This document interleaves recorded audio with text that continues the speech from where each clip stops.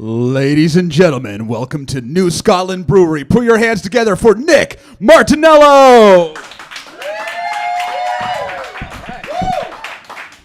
All right, give it up for that announcement guy. Holy shit, he should be doing voiceover work. That was incredible. So deep and masculine. Sounded like my dad mixed with God. That's great. This might be the first live stand-up comedy show in Canada since the state of emergency began. This is the official return of laughter, guys.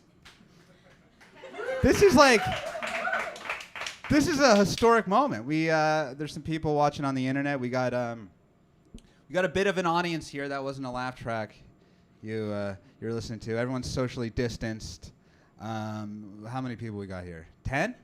6, 7? 10 including me. That's great. That's more than 90% of the comedy shows I do. So we're doing great. Yeah, this is exciting. Wow, back on a stage. Look at this. I get to fulfill my narcissistic desires again. That's why I do this. I didn't get enough love as a child. Now it's this endless cycle of trying to get the approval of strangers, and I think that's pretty good. Therapy is expensive, and and therapy doesn't have free booze, so that's good. I like this. Man, crazy stuff. Everyone's been inside. I don't know. I'm not going to talk about the pandemic too much. All I got to say though is this is going to be the only Halloween in history where it'll be more terrifying if no one wears a mask. You know what I mean? We got that second wave around the corner. Everyone's talking about these waves. There's supposed to be 3 waves. It's kind of like ska, really. You know what I mean? There's 3 waves, one worse than the other. You know what I mean? The third wave, that'll be the real big fish of deadly illnesses. You know what I mean? Are you a big ska fan, sir? I like ska when I was 14. It's a fine music, you know? It's just like, hey, you know what would make this rock and roll song even better? Obnoxious horn sections. That's what everyone. Okay, wow, I struck a chord with the ska material. I better change. What's your favorite ska band? I know surprisingly more about ska than you might think. What's your favorite ska band? Real Big Fish. Real Big Fish? Okay, nailed it. All right. What about Mustard Plug? A big Mustard Plug fan? Yeah. All right. Cool. All right, we've lost 7 viewers. We're down 7 viewers. Started with 15, down to 9. My math is terrible. I forgot to do math. I smoked so much pot, 3 months turned into 1 month. That's nature's time machine. Marijuana is amazing. It's good stuff. What else have I been up to? Did anyone check on the glove guy? What's he up to? Remember that guy? Pretty quiet. He's been pretty quiet these days. Yeah. No drunk frat boys to pick up. Do you guys know? Who here is, who's familiar with the glove guy? That's like my three of us. One. I don't know. It's not, no one's getting a grade on this. It's not a test. If you don't know, the glove guy is he's a local glove. I don't know if he's a reseller, wholesaler of gloves, and part-time sexual predator, I guess you could say, right? But he involves the gloves. He's a sexual predator, but it's funny because he only targets frat boys. It's 21-year-old drunk dudes, the ones who are supposed to be doing the sexual predator behavior. Anyways, here's what happens. When Halifax was in, when things were going on here, right? There was a guy who used to go around offering people rides home. You know how hard it is to get a ride home, right? Especially if you live in Dartmouth or something. You might as well be black, right? It's hard. That's the only time I felt discrimination in my life, is trying to get a ride home to Halifax. It's like, hey, where are you going? Dartmouth. Gone. They ran over my fucking foot every time. It's By the way, I'm giving half my proceeds. I'll give half the proceeds to Black Lives Matter for that joke. There's a live donation. Let's mention that right now. There's a contest right now where there's a raffle going on, and whoever donates the most to the artist gets the prize. But I'll take that money. I'll give half to the local Black Lives Matter, and I'll invest the rest into local industry, the local marijuana industry. I'll buy a bunch of pot with the rest. So, where were we? Glove guy. So there's this guy, and so there's these drunk dudes, and they're trying to get home, and he pulls up, and he kind of looks like Sting a little bit, like if Sting drank beer for the last 40 years. This is what this guy looks like. He wears a lot of leather, and he's got this big hair, right? And he goes around, and there'll be some drunk guy like wandering the streets of Halifax, and he'll just come up. He's like, "Hey, you need a ride?" And the guy will be like, "Yeah, are you serious?" He's like, "Yeah, man, come on in. I got this nice warm car, and no one in it." And the guy's like, "Yeah, right." So the young guy will get in the car, and this has happened a lot of times. And then he's like, "Hey, man," the glove guy's driving. He's like, "Hey, your hands look cold. Do you like gloves?" And then the guy's like, yeah, I could really use a pair of gloves right now. This alcohol's thinning my blood and making it hard to heat my system. I'm sure they didn't say that because they're drunk. And then the glove guy's, he's like, you're in luck because I sell gloves for a living. In fact, if you open up the glove box, it's full of gloves. He's the only guy with gloves in his glove box, I'm assuming, the glove guy. Like, everyone else, it's something you don't want the cops to see. But the glove guy, he's got gloves in his glove box, right? So, like, he opens the glove box, and all these gloves fall out. He's like, "Here, try on this pair." And then the drunk dude, tries on the pair of gloves. And he's like, "Oh, yeah, those fit really good." And he's like, "Oh, okay, cool. Why don't you try on this pair?" And the guy, like, pulls them on. He's like, "No, those don't fit at all. They're way too tight." And the glove guy's like, "Yeah." Right? And then I hope the glove guy's not watching. Jesus Christ. I just realized that. He's very online. So and then the guy's like, "These gloves are too tight." And then the glove guy's like, "Well, I got a pair of gloves for you then." And then like he's pulling them on, and they're way too tight. And then the glove guy's penis is out. That's how it goes down. It's like, once you get to the tightest pair of gloves, that's like the boss. But you never win with the glove guy. That's the thing. And so we can all take the solace in the fact that he's suffering. He can't do his favorite hobby either, I'm sure he sold a lot of gloves online, though. He has a online glove business. That may be one of those industries like beer and pizza where they're doing surprisingly well right now. Give it up for a new scholar. I'm drinking mead right now for the first time in... When was the last time mead was popular? Like the 1600s? Right? BC? It's like one of those... Did you know that, like, most of human history was fucking wasted, like, the entire time? Isn't that weird to think about?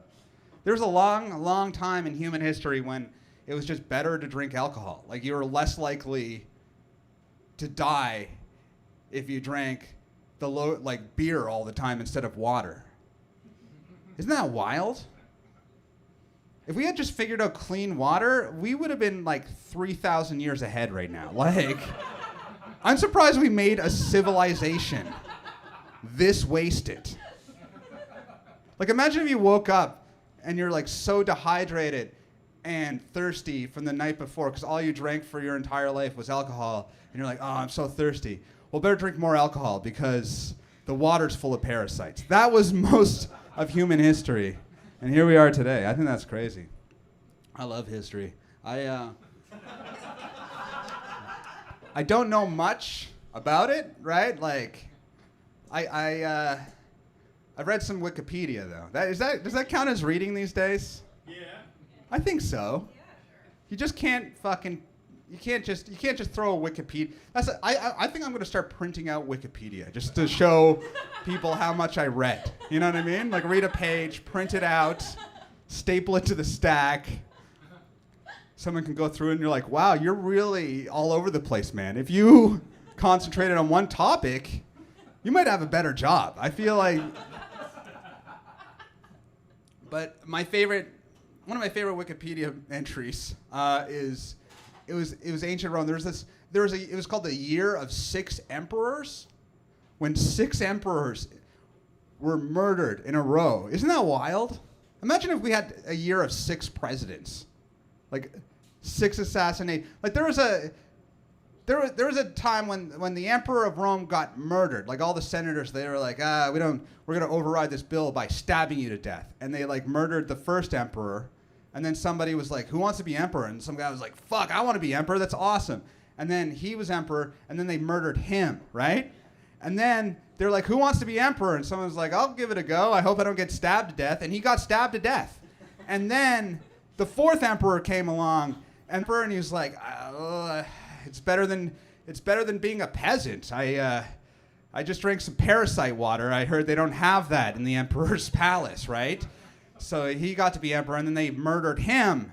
And then another guy came along, and they're like, do you want to be emperor? And he was like, no. And they're like, well, you're going to be emperor or we'll kill you. And then they made him emperor, and then he got stabbed to death, and so on. And that's what politics used to be like. Probably something to do with the alcohol, I'm guessing.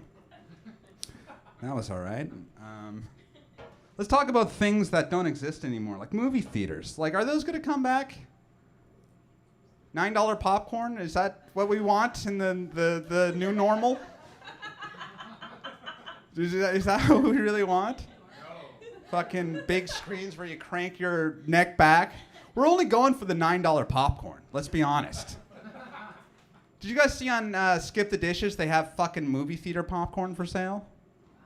Yeah, still $9. Isn't that insane? Except it's more because you gotta do the delivery fee, taxes, and the tip. So it's a $23 popcorn. $23 for what amounts to a handful of corn kernels. That's. You know what the last movie I saw was in theaters? Uncut Gems. Yeah, I like that movie. But what I didn't like was when I went to see it, the movie started and it said Netflix presents. And I was like, what the fuck am I doing here? Like, why am I paying for something I could get for free at home? This makes no sense at all. That's kind of like having sex with an escort, and she pulls off her disguise, and she's like, I'm your wife, you know? You're like, honey, why are you doing this?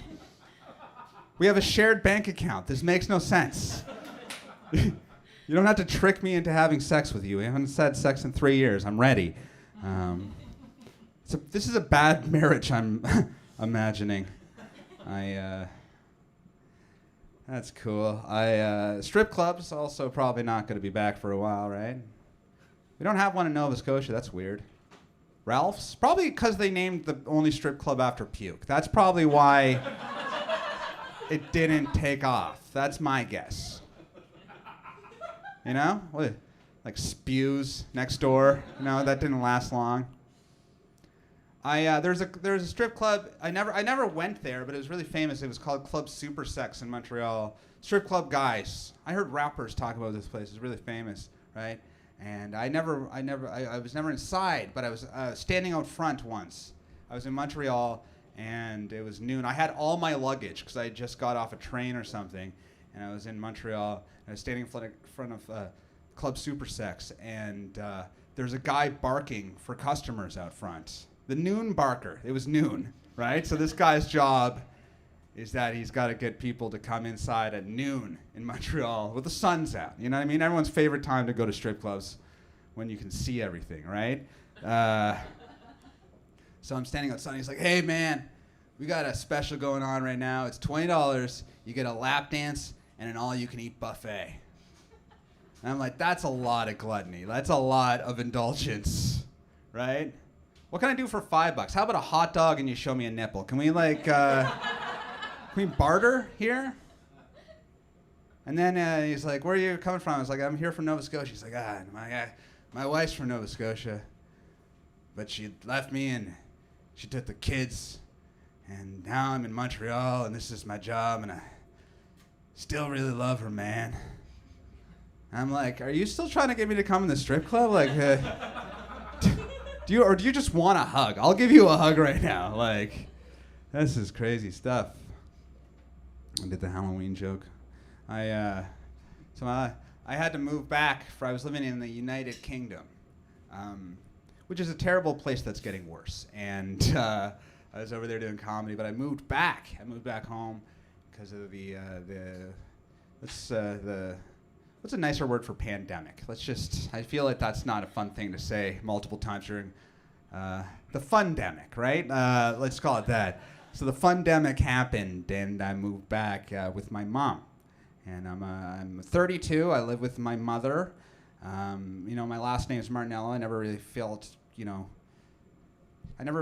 Italian until now, right? I really feel Italian. Like, if I can hit 40, still live with my mom, they'll give me a citizenship. I don't know if you guys know how the rules work in Italy. That's cool, though. I like it. I like moving back because no matter what happened, I don't have to admit defeat. Like, I mean, things were going pretty good with comedy over there, but I was living in a shed. I mean, like, I don't have to tell people that I am, here's the thing. If you're going to move someplace, see the place first. That's my advice. I know the housing market's the way it is, but do a little tour first. They called it a guest house on the internet when I sent the guy the money, and he was like, "We got a guest house is British for shed with a bed, guys. They also call a backyard a garden, so it was like this guest house in a garden. That sounds lovely, but it's a shed with a bed in a backyard. That's where I was living. I'm almost glad the fundemic happened. Jesus Christ! You know how hard it is to get laid when you live in a shed? Like, it's not like there was a bathroom in it. So every time I had to use the bathroom, I had to walk outside in that famous British rain. You know what I mean? Or walk through the rain in your underwear. That makes you feel like your career is really on fire. You know what I mean? Like, you're just misty morning. The worst part is the snails there. They got big ass snails, and I almost got laid in the shed. I'll admit it. I seduced a woman. Didn't tell her I lived in a shed. I feel like that's just a surprise that they have to find out about. You know what I mean?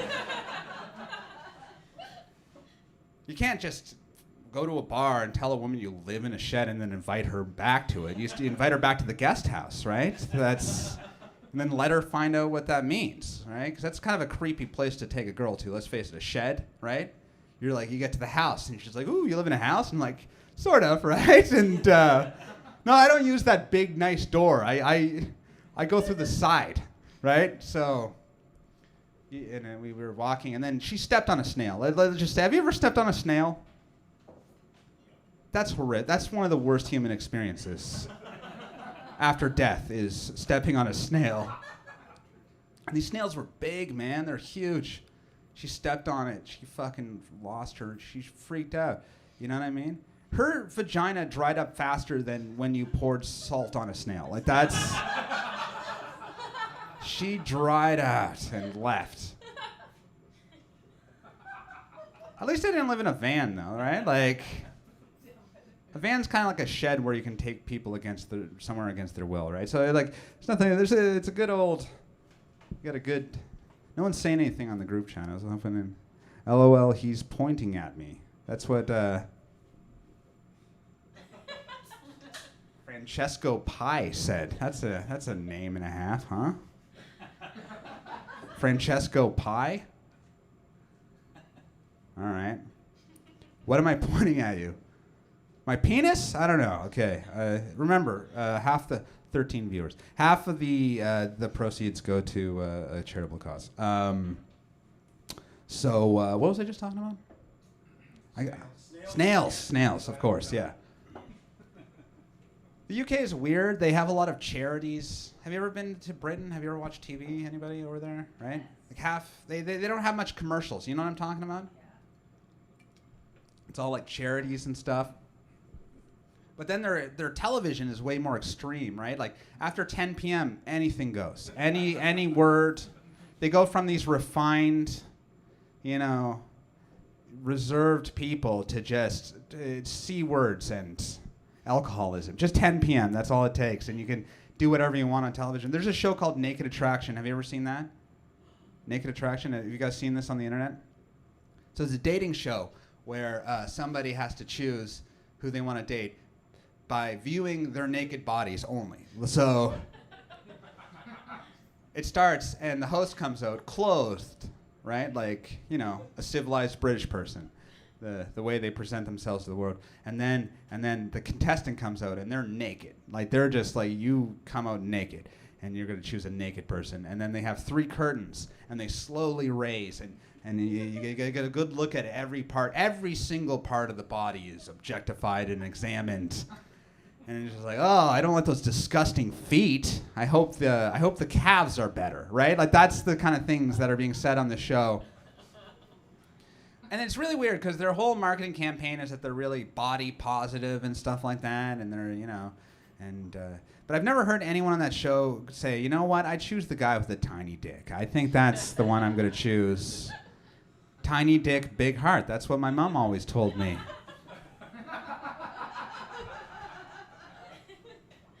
So you got shows like that, and then you got only charity commercials, and they don't mix well together. You know what I mean? You're watching Naked Attraction. There's a big set of milky British boobs on the screen.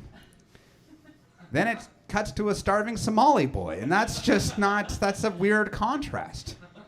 You're just like, why don't they send those tits to Africa? Like, this is, I don't know, they don't have their priorities straight. The weirdest, 14 viewers, they like that one. All right. Oh, 15. Hell yeah. Here we go. Oh, 14. Well, fuck you. That was probably Francesco Pie. Asshole. There's a weird charity there. It's 13. Great. Pick up the slack, Martinello. You're losing viewers. So, the weirdest charity that they advertise over there, and this is wild, like, out of all the things in the world that need, you know, especially in these times, you know, like, there's a lot of very just causes, but, and, you know, I think of all of the creatures on the earth, you know, deserve to be here, but there was a charity, and it's called the Donkey Sanctuary.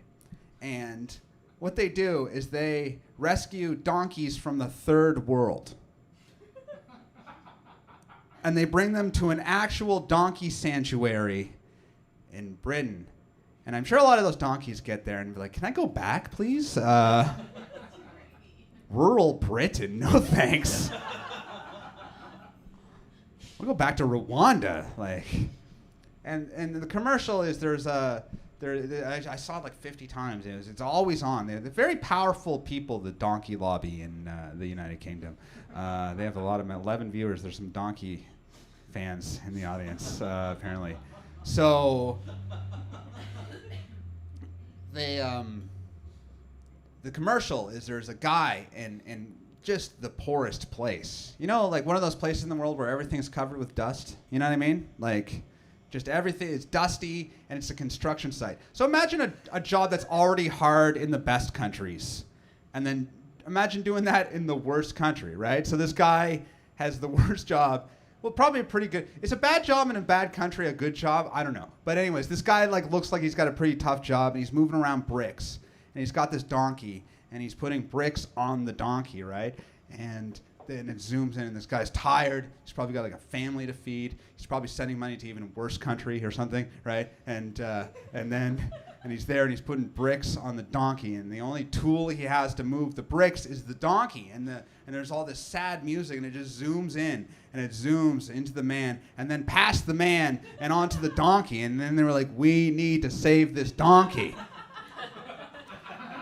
We need to get this donkey to Warrington, United Kingdom, the worst place. We need to get this donkey to the worst place in Britain, right? Or one of them. And then I'm looking at this, and they're like, get this donkey out of here. And I'm like, who's going to carry the bricks, right? Like, is there another charity to get this guy an F-150? Like, I feel sorry for that man. He needs the donkey to carry the bricks, or he's got to carry them. You know what I mean?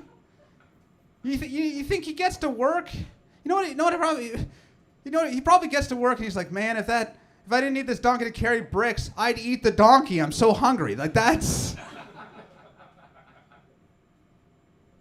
Nate Fox? Night Fox with two Fs. Bold. He said, smiley face, clap, clap. Thank you. All right, like the donkey bit. Fuck donkeys, am I right? Night fox? Fox guy, I guess.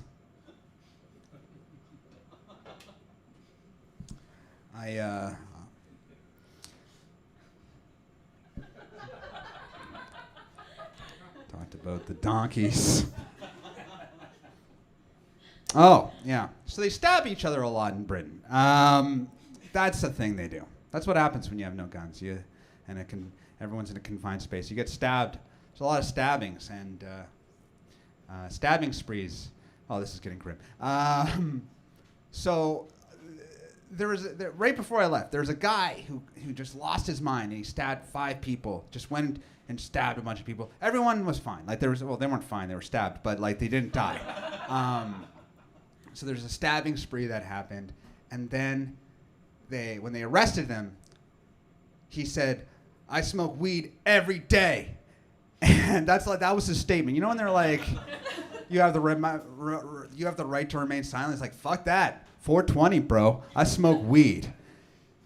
And like they're not as cool about weed in the United Kingdom as they are here, right?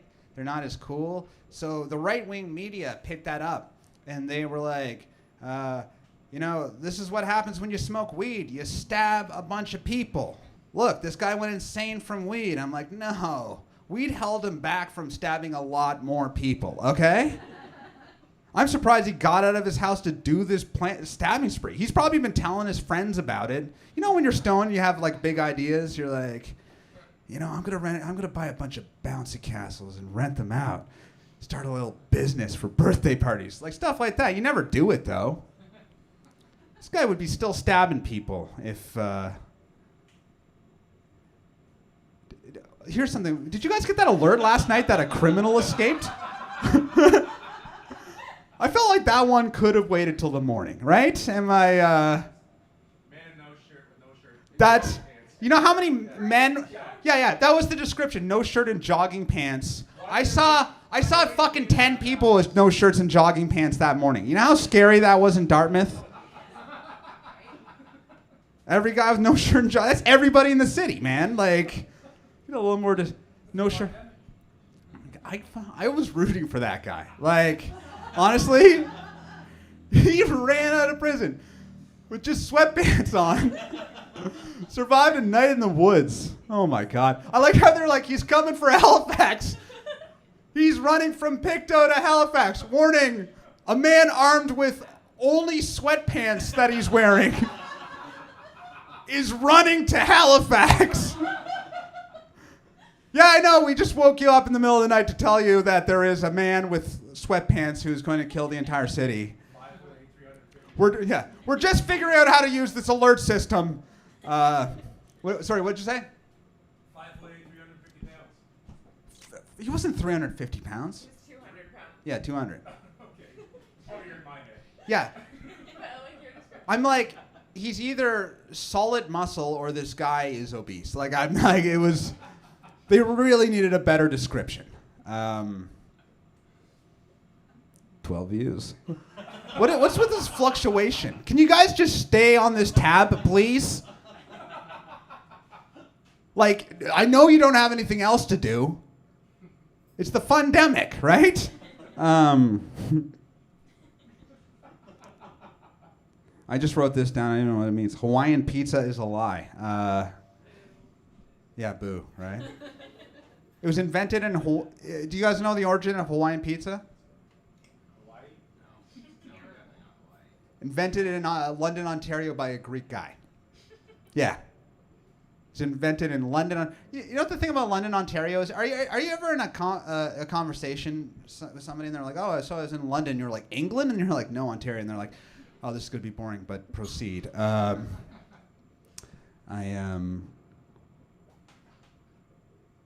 was a really bad paper boy. Did anyone ever have a paper route?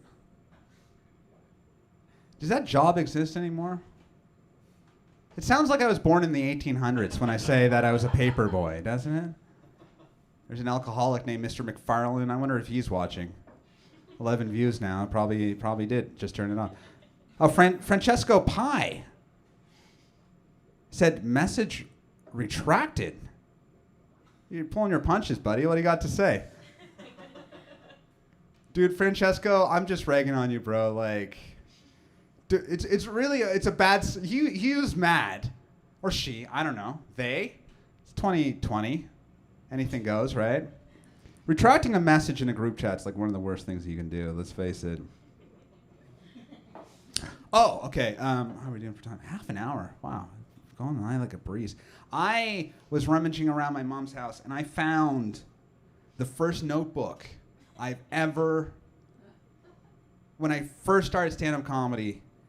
Well, okay, so I started stand-up comedy in, I think, 2009, and then I had a set go so bad I didn't do it for 2 years. So, like, the first time I did stand-up comedy... I was like, there was a guy, I was going to NSCC Community College, right? Yeah, I was on my way to being a surgeon, and then I was like, you know what, stand-up comedy is the way to go, right? And thanks. You can't, for anyone who didn't even think that was mildly amusing, you can't become a surgeon by going to NSCC. I don't think.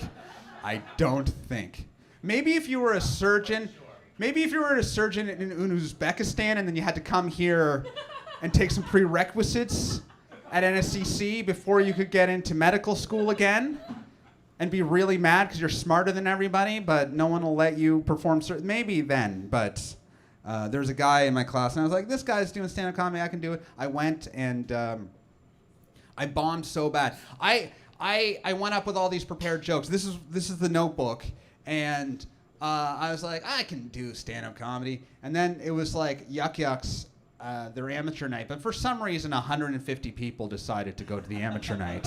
You know what I mean? They're like, yeah, me and my entire extended family want to see bad comedy. This sounds like a great...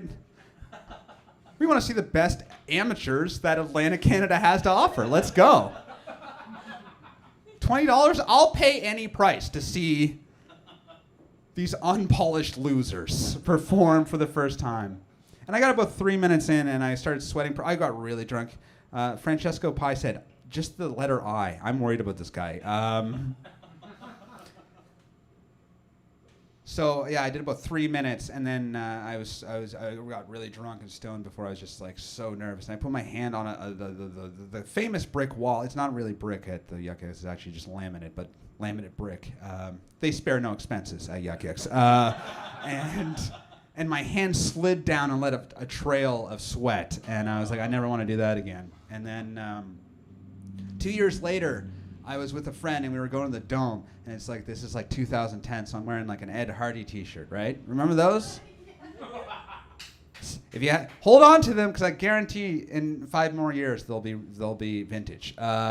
Yeah, so I had this Ed Hardy that I spent a sizable amount of my student loan money on, and Ed Hardy got a lot of student loan money in Halifax. So I'm wearing it. I thought it was cool. We were going to the Dome, and then there's a street preacher. You know those guys with the megaphones who like tell you you're a sinner, right? I've only seen one in Halifax, and it was on this night. And this guy, much like an amateur comedian, was trying out his performance art, I guess you could call it, in Halifax. And it was right by the library on Spring Garden. And he was standing on the wall, and he was calling everybody a sinner. And I was with my friend, and then I was like, you know what, man, I'm going to help this guy out. So I jumped up on the wall with him, and I started calling people sinners. But for different reasons. I was trying to give him my hand. I was just like, hey, you with that ugly sequins dress, you're going to hell, bro. All right? Go home and change.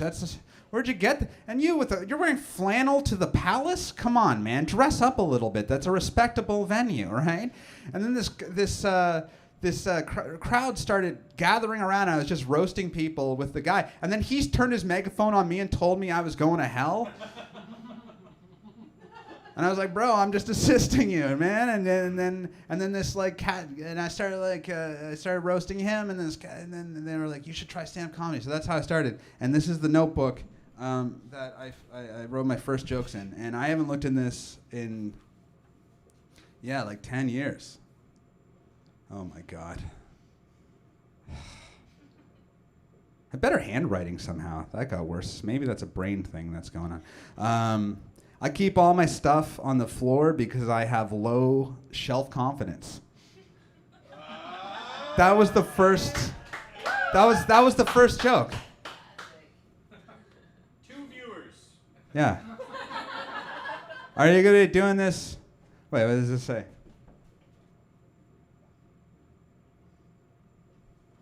Are you going? This is L.A. Smith, so I guess that's Los Angeles Smith. Are you going to keep doing the Saturday night broadcast? I'm a little too chicken to go out quite yet. Well, you're just in luck. They do this every Saturday, and they've been doing it for since the fundemic started. Okay, another joke. Oh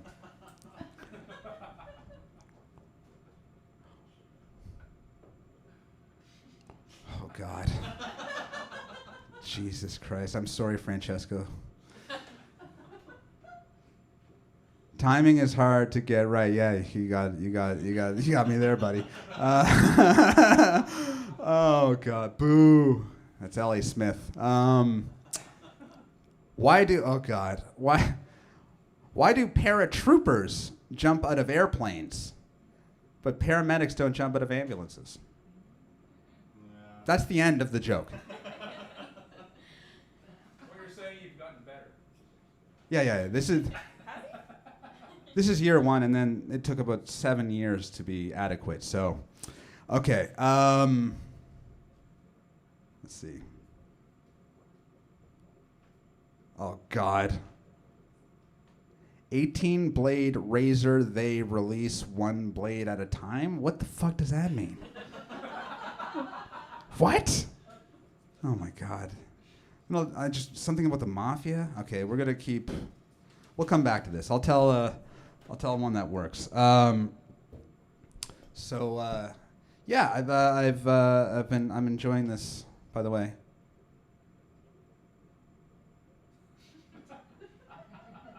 Oh, it's new Scotland Brewery. I thought you guys were heckling me. That would be really, really mean if Scott left the room to heckle me in the group chat. I wouldn't appreciate that.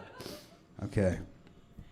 So yeah, no, I cut back on the drink. I was drinking too much, man. Like, remember the world before, when you could just stay out all night with people you don't like who give you drugs. That was the world before, right? Maybe different for some people, but that was my world before. And so I was like, I gotta pump the brakes. You know, it's like not really like. Probably the time I stabbed myself in the head with my butter knife. That was probably my. Yeah, I was on TV for the first time last year, and a week before I was supposed to be on television for CBC, I was in Toronto, and I got to do this comedy club, and they gave me like a really nice hotel downtown Toronto, and it was like One King West, and it was like this awesome building, and I had all my friends over to get drunk, and then my friend, one of the comedians who I was on the show with, she got locked in the bathroom, and me and my friend Sam were there, and we're like wasted, and she's like, "Let me out of the bathroom," and I was like, "It's a comedy condo, right? It's not a hotel, so that I should get that straight." These comedy clubs, they have condos that are just like they're like apartments where sad men come every week, right? And so. We're in there, and she gets locked in the bathroom because the door handle breaks. So they don't have anyone to impress in these places. But the location was great.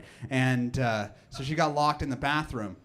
And she's like, "Get me out of here. I'm stuck in the bathroom." And I was like, "Okay, I went to the kitchenette, and I got a butter knife." And she's like, I was like, "I'm going to Jimmy open the door." And she was like, "Just go to reception and get them to open it." I was like, "There is no reception. This isn't a hotel." And she's like, "Do you know how bad the optics are of 2 men having a woman locked in the bathroom?" And I was like, "Yes, I know." So I took the butter knife, and I jammed it in the door, because I've seen this in movies, right? It's usually a credit card, but I figured a butter. Neither of them worked. That's the point. And also, it was a bathroom door. It wasn't like a fucking. I was trying to break it in. I could have. You know how those like bathroom doors, they just have that thing you turn and it opens, because you're just preventing somebody from like not walking in on you taking a shit. It's not like you're trying to protect your home. They're not hard to open. But I was like, I'm going to jam this butter knife in. And then it went in, and then it snapped up like this. And just the butter knife flew up with so much force, it cut open my head.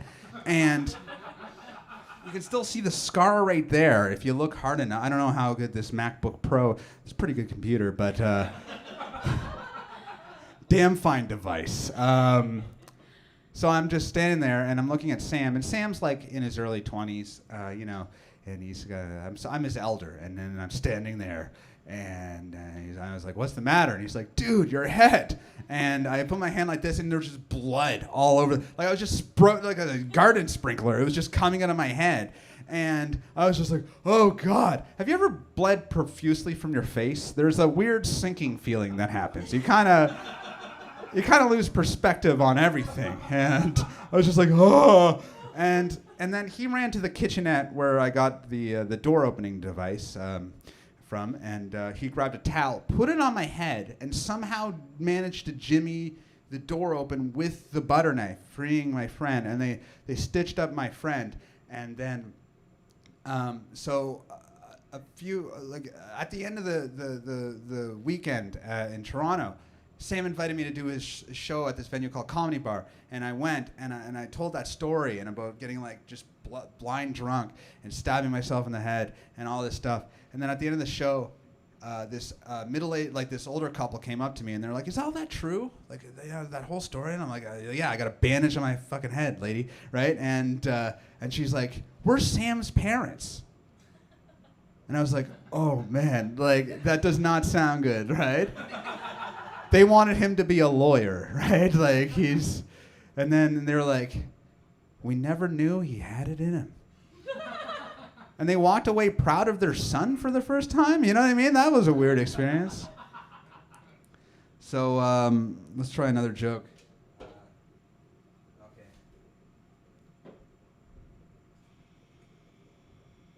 All right. I was at an ATM. It said press enter to exit.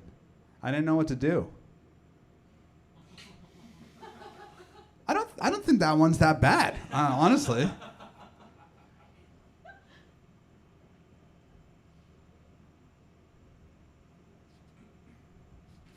Now let's do one more of these. Okay, this is atrocious. Oh God. Okay. I dated a.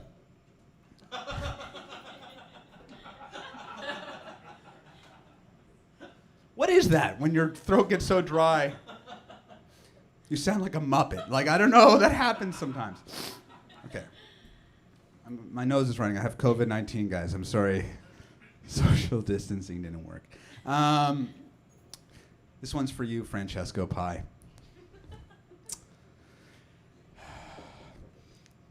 I dated a porn star. She was 1,000,000 times the size of Earth and constantly on fire. Man, she was hot. Get it? Because it was an actual star that apparently didn't have a great relationship with her father. Okay. Wow, I just tagged my joke from 11 years ago. That's amazing. Glad that's on tape. The MacBook is, they're awesome. The MacBook not bleeding? What? Tighten it up, L.A. Smith. I did this professionally in a world that doesn't exist anymore, okay? Don't come up here. And, oh, this is the one I was trying to get to. So, yeah. So there was a series of those nights where I actually almost, yeah. I left here once after doing a show, and you guys let me have as much beer as I wanted, which is a mistake for most comedians. I don't know if you have a limit now, but I was like, "Can I have a growler?" And you're like, "Yeah, sure, here you go." And so I was really drunk and I left. And do you remember that night? There was a guy named Justin here. Do you guys remember that night? There was a guy named Justin. He had an eyebrow ring, not to be trusted. That guy in the audience. I don't know if you remember that guy, but he was a big fan of my comedy, and so he was just loving it, right? He was just standing there and was like, "Yeah," and he loved the show, and he was like, after the show, he was like hanging off every word, and I was like, "Man, this guy's like my biggest fan ever," right? And so Justin was like, "Let's go have some weed. I don't have any money to buy a beer or anything, but we can smoke weed in this parking lot." And I was like, "All right, cool." And so we left, and I was so drunk. And then we smoked some weed, and my head started spinning. And then this is the second time I almost lost my eye last year. The other eye, though, that was this eye. This is this eye. And so Justin's there, and funny enough, they actually, one of the comedians on the show, do you know Jordan Foisey? Yeah. He wrote a sketch about Justin, and they had Kathy Jones dressed up as Justin. And it got cut from the show, but there's somewhere there is footage of Kathy Jones doing Justin from Dartmouth, so inspired by this night. So I'm walking up the street with Justin from Dartmouth, and give it up for the Dartmouth City Council for painting the planters black. You know, the color you can't see at night? That's so they got these big concrete objects flanking the sides of Portland Street, you know? With no warning that they're there, just black. You know, so at night it's hard to see black things. I don't know if you've ever seen black at night, but probably not because it's almost invisible. And so I was walking in, and Justin's hanging off I love somebody who loves me, right? So he's hanging off every word I'm saying. I'm like, I'm killing it. The show's over, still killing it, all right? Big win. Big fucking win. And so I'm walking up the street, and Justin's there. He's got a brown leather jacket on, definitely not to be trusted. There's something about brown leather that I just find so gross. The glove guy would agree. He's black leather only, and yeah, anyways. So I'm walking, and I'm talking to him, and he's just like, ha, ha, ha, right? And I love that. And so he's just like, ha, ha, ha, and I'm like, right? And then I tripped on one of those famous black planters on Portland Street that everyone thought should be that color. And have you ever been drunk and then you kind of like lose your perception of just like motion, right? Like I saw myself falling. I don't know, that's a weird thing. I just like, first I was like, I'm way less vertical than I used to be. You know what I mean? I just saw myself moving towards the ground, and I just banged my head off the planter, and then just kind of like my friend said it looked like I slithered like a snake, like onto the street, and leaving a trail of blood because I opened up my head again, and so I was there, and I was lying in a pool of blood, as you do on Portland Street, and I got up and I was just like, I'm all right, guys. I'm not asleep, so I don't got a concussion, right? Like that's a win, I guess, for head injuries. So I went into Jacob's Lounge, and I needed help, and so I went up to the bartender, and she's like, "You're not getting a drink." And I was like, I just wanted some napkins for this wound on my face, you know? And I was like, oh yeah, we're on Portland Street. A lot of people probably come in here bleeding, asking for more alcohol. I get it. I get where she's coming from. So Justin's like, hey man, my sister can drive you home. How does that sound? And I was like, man, Justin, you're the best, right? And so Justin's sister comes and gets us, and we're there, and then she picks us up, and we're driving, and then they drop me off at my mom's place. She lives behind the mall, and so we're there, and I get out, and then Justin's like, so what are you doing after this? And I was like, probably going home to tend to my wounds, right? And he's like, do you want to go up and have a little fun? And I was like, oh, you're gay. Right, that's why you were laughing at everything I was saying. I don't know if you know this, but if you want to fuck somebody, they're way funnier for some reason. You know what I mean? Have you ever seen handsome people? They're just like, they're the least funny people ever. They kill all the time. It makes no sense, right? So this guy, and I was like, oh, fuck. I was like, man, I'm straight. And he's like, could have fooled me. And I'm like, I got to do something about that. And so and he's like, man, I'd really like to maybe come see another one of your comedy shows. And I was like, all right, cool. How about this? I'll take your number and then let you know when I'm doing another comedy show. And he was like, all right. And then I reached in, and I didn't have my phone. And then I was like, oh, shit. And I was like, Justin stole my phone. Like, I don't know why Justin would want an iPhone SE that's been dropped on the ground like 5 times. But, like, I was like, he stole the phone. And so I was like, you know what? I've always been a little curious. And I came up close to Justin, and then I, like, started feeling in his pockets like this, and he's just lost in my beautiful blue eyes. And like I patted him down and just checked every pocket while he was lost in my gaze. And then he didn't have it, and he went in like this, and I was like, bye, and I ran inside. And so the next day I just went, me and my friend Ed went up and down Portland Street because I had the Find Your phone on, and it said it was somewhere on Portland Street. So we just started knocking on doors. Bad idea, right? Yeah, and then it was in the bush. It was in the bush I fell into, and I had set the alarm off all night. It was just beeping all night on Find Your phone mode, and nobody stole it. So, you know, I do judge the thieves of Portland Street a lot, but apparently they're not so bad. So, yeah, all right. Okay, let's dig back into the not funny book. For anyone tuning in, this is my first, 6 viewers, Jesus Christ. I better just do something good. Do the low self-esteem joke again. Oh, yeah. So, I keep all my stuff on the floor because I have low shelf or whatever.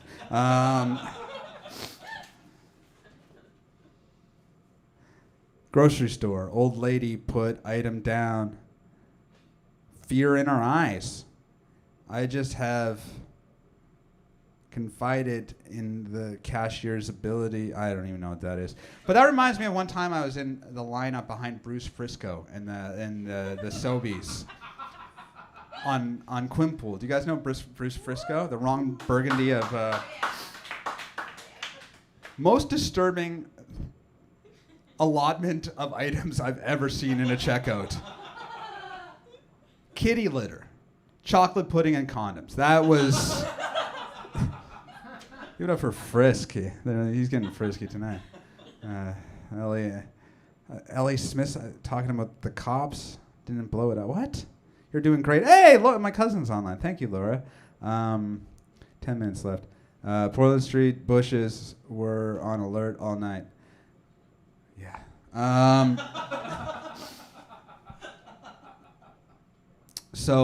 Yeah, after that, I was like, I got to dial back the booze, right? Like, the big night, I don't know. There was just one night where it was just like, I realized I had to, like, just start implementing some self-control because I went out with some friends, and it was just like it wasn't even like a crazy night or anything. I went out and I spent $100 at a bar, like $100.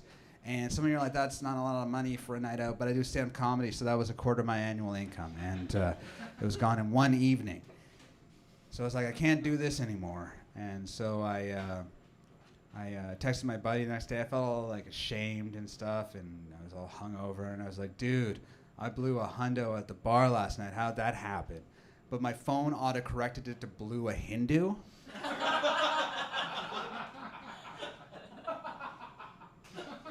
And the worst part is he didn't even think it was a mistake. He just texted me back and he was like, man, you gotta stop drinking. They're like, yeah, Nick probably would blow a guy from India, you know? He's like, man, if you need another drink, you should have asked. You didn't have to do that. Right? That was a joke, but you know, most jokes are based on some element of truth, and I'll admit it right now, I did blow an Indian guy once when I was drunk. But it was Justin Trudeau. He still had the makeup on, so I couldn't tell. I don't know if that counts, you know? That guy does a mean brown face, you guys. It's, you've seen the pictures. He does the hands, well, he does the dick as well, okay? Like, looked like I ate a fudgicle at the end of the night. All right.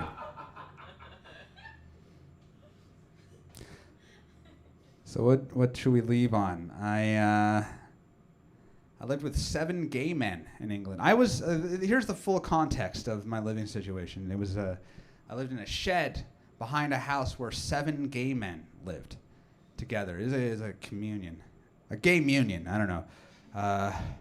It was cool. Home sweet homosexual. That's what I called it. I lived in the shed. That's progress in 2020 when you got a straight white male living in the shed, right? It was great. I had a bowl of food left on the deck every morning, and it was great. I applied for the apartment. They don't usually, like, I don't know if you know anything about gay culture, but like there's like, it's difficult for gay people to find living situations that they feel comfortable in. So they have kind of like a gay real estate network. You should see the stagings of the houses. Oh boy. No. So very nice. And I was the first straight guy that they let live at this house. You know what I mean? I applied for the apartment. I came by and they sized me up, saw I wasn't straight, but saw these gigantic dick-sucking lips, and they're like, "Yeah, he's in for sure. We can turn him if we have to." I get complimented on my lips a lot by women, but it's never the compliments I want to hear. You know, it's never like, "Ooh, you know, I want to kiss your lips." It's always like, "I want your lips." Right? Like, you have feminine features I desire, you know? I'm like, you have broad shoulders, but I'm not saying anything because we live in a polite society. I do want them, though. Right? So it's weird. I went on a date once, and this girl was like, "Oh, I want to steal your lips." That was the first thing she said. "I want to steal them." And I was like, "You mean you want to cut them off my face?" Like, imagine. Women can open up with those lines because they're, serial killers less often. I think that's the thing, right? I could go on a date with a girl and she'd be like, "I want to cut you up and throw you in the ocean." I'm like, "What are you doing after this? You know, want to grab a drink?" Like, that sounds hot. It's pretty cool. Let's. What are we doing for time here? We got 3 minutes left. Way to go. Thanks, Ellie Smith. Unless it's the wrong group chat. Weird shit these people are into. I really want to know what some of these other tabs are, frankly. Let's find a good one. Oh, I wrote the ATM joke again. Wow. Really didn't have a lot of material back then. Oh, this is kind of funny. How many? I said Indians. This is 2010. Native Canadians. How many natives died eating mushrooms trying to find the ones that get you high? This is before Twitter. I feel like I should have adopted that technology more. Flavor Flav didn't know when not to be a hype man, and homeless farmers market, and that's the end. I wrote down Okay, let's explore that for a minute. You got the homeless. Okay, cum shots, sharing creativity, whatever that means. And then homeless, and then that's when I gave up on comedy. Wow. Homeless farmers market. What the fuck was going on in my head? I guess there'd be a lot of bindles for sale, like homemade bindles. How did homeless people get by carrying they only had a handkerchief's worth of worldly possessions, and that was enough to survive on I guess there's items in boxcars they could all right. Oh god. Okay. Here's the last joke. So does anyone I was in Boy Scouts. I was a Boy Scout for 10 years. Yeah.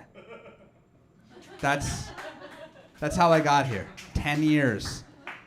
The Boy Scouts. I did it from 6 to 16. That's brutal. Yeah. 16. My friends were drinking, driving cars, having sex. My friends were doing cool stuff. I was wearing a sash and meeting boys in a church every Tuesday. I was like, this is probably why I'm still a virgin, you know? No one wants to fuck the Boy Scouts. Except leaders. It's not really what I was looking for. And then I told my mom I wanted to quit Scouts, and she's like, you should keep doing Scouts. You're learning valuable skills that'll come in handy when you're an adult. I'm like what? And she's like, camping. I haven't been camping since Boy Scouts, guys. In fact, I lived in the United Kingdom. Like, I was an adult living in the United Kingdom. I was thinking back, like, what could I possibly use these camping skills? There hasn't been trees in this country for 1,000 years. Like, there's nothing that I can... I studied wilderness survival for 10 years. No application of that as an adult, right? Like, what can you do with... I often think about hanging myself just to tie a knot again, right? Like it's. What are knots good for when you're adult? You got you got suicide, weird sex, and tying your shoes. That's it. And L.A. Smith said therapy ? I start tomorrow. All right. Anyways, that's all my time. Thanks a lot for listening. Give it up for a Night Fox, Francesco Smith, L.A. Smith, Francesco Pie, everyone else on the show. Give it up for yourselves. Thank you, New Scotland Brewery.